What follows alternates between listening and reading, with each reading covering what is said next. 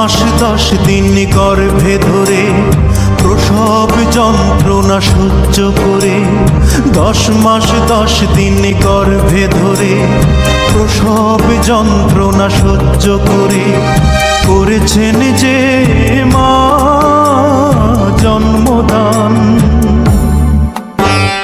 ঘুম পাড়ানি গান শুনিয়ে বুকের রক্ত দুধ বানিয়ে, ঘুম পাড়ানি গান শুনিয়ে বুকের রক্ত দুধ বানিয়ে করিয়েছেন যে মা দুগ্ধ পান।